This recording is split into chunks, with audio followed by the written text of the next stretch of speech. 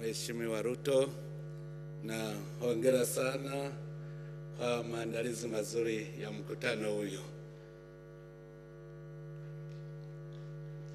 D'abord, rendre grâce à Dieu le Tout-Puissant. I want to thank God for having given us this very beautiful continent and many opportunities for development. Votre Excellence, Monsieur Excellency William Samuel Ruto, President of the Republic of Kenya, our host, Mesdames, Messieurs, Excellencies, heads of state and government present, Mesdames, Messieurs les représentants des organisations, representatives of international and regional organizations, des qualités respectives. all protocols observed. À l'entame de mes propos, At the outset, may I thank President Samuel Ruto, le gouvernement et le peuple kenyan the government and people of Kenya, for the warm welcome accorded to us. félicite également I also congratulate the government of Kenya and the African Union on the excellent organization of this summit, which is being held at the appropriate time. Excellencies, ladies and gentlemen, climate change is one of the greatest collective threats to mankind. In Burundi, the impact of climate change, mainly through drought and torrential rains, violent winds, floods, and landslides are the major factors of displacement of people. To this, we have to add the rising of the Lake Tanganyika and the growing land degradation, which push families to fight about the remaining fertile land. According to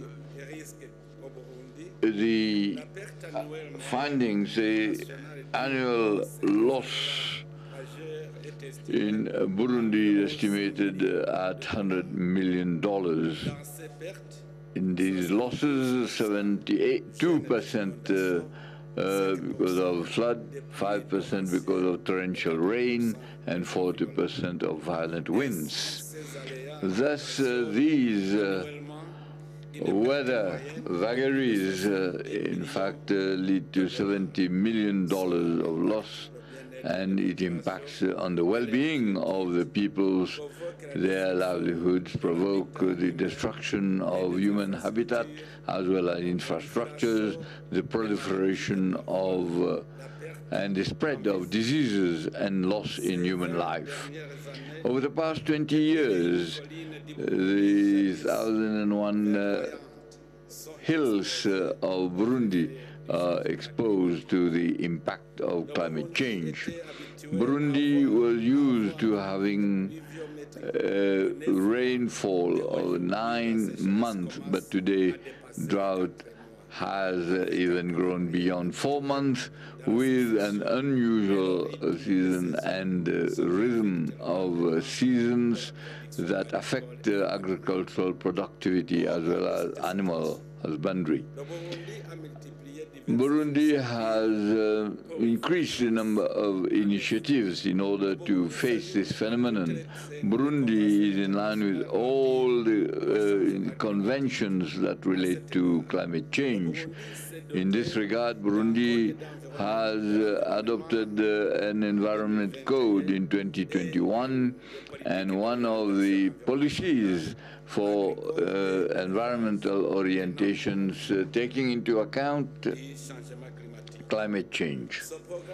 This program is accompanied by the mobilization of farmers and by putting that is the planting of trees in fertile arable lands in order to retain the rain water. Burundi prepared in 2021 its nationally determined contribution operational plans for adaptation. Plans also adopted and according to Article 4, paragraph 9 of Article 4 of the Paris Declaration. At the practical level, Burundi is mobilizing regularly youth on vacation in preparing the nurseries for agroforestry and forestry seedlings, and to plant them during the period of reforestation, and also to have a program that is Burundi since 2018 wants to rehabilitate the degraded forest lands. Excellency, ladies and gentlemen, Burundi has the ambition by 2040 wants to develop its objectives of development and the protection of environment and the enhancement of resilience to climate change. According to these perspectives, there are many projects that are envisaged in order to consider a climate resilient program. The establishment of agropoles, hydroelectric centers, using photovoltaic cells, and the removal and the processing of waste, and through technological innovation that are adapted to the agricultural and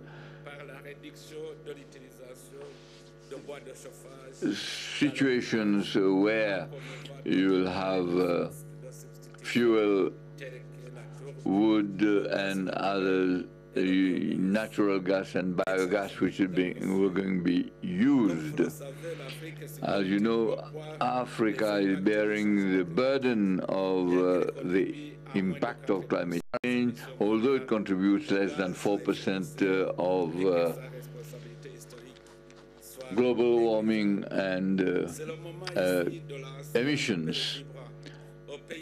Therefore, there is an urgent appeal to the developed countries to honor their commitments in Paris, made in Paris, and to work in favor of the developing countries in order to mitigate the climate change and also ensure the transition towards a green climate.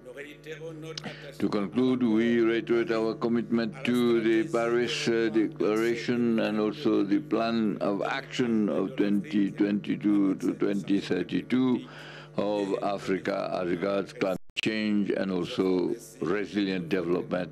And I thank you for your kind attention. Thank you very much, Mr. President, for your comments.